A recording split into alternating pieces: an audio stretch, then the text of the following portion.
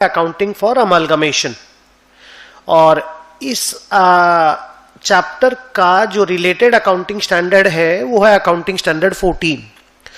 तो हम लोग इस पूरे चैप्टर में जब भी कुछ भी पढ़ेंगे वो एज पर अकाउंटिंग स्टैंडर्ड 14 ही होगा, so far as books of purchasing company is concerned. Actually amalgamation में दो कंपनियां इन्वॉल्व होती है, एक परचेजिंग कंपनी जो दूसरे का बिजनेस को अक्वायर करती है और एक वेंडर कंपनी जो अपने बिजनेस को दूसरे को सेल करती है। तो एस 14 जो है ना बेटा, वो परचेजिंग कंपनी की बुक्स को तो फुली कवर करता है, पर वेंडर कंपनी की बुक्स को एकदम इग्नोर कर देता, बोलता है वेंडर कंपनी अपनी बुक्स को जैसे चाहे वैसे क्लोज कर ले, जो भी कस्टम है, जो भी नॉर्मल प्रैक्टिस है वैसे क्लोज कर ले।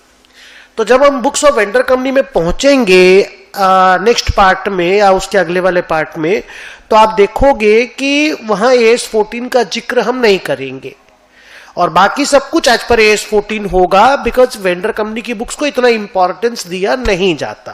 सो एनीवे लेट मी स्टार्ट कि what is amalgamation. The answer is amalgamation is a process by which any of the following two happens. 1, two old companies get amalgamated to form a new company।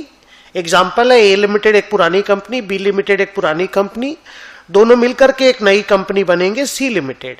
एकदम नई company होनी चाहिए ये वाली। दूसरा तरीका है one old company acquires another old company.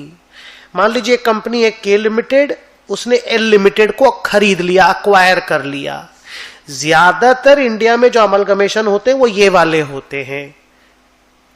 अब अगर के लिमिटेड एल लिमिटेड को अक्वायर कर लेता है वो भी अमलगमेशन है, ए बी मिलके सी बनता है तो वो भी अमलगमेशन है। टेंशन मत लेना, दोनों ही हम लोग इस टॉप चैप्टर में कवर करेंगे और दोनों का ही अकाउंटिंग प्रोसेस 100% सेम है।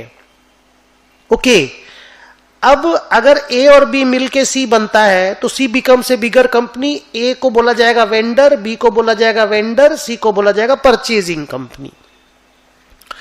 सिमिलरली अगर के लिमिटेड एल को अक्वायर कर लेता है तो के is the purchasing company, L is the vendor company. ये हम लोग देखेंगे आने वाले टाइम पे।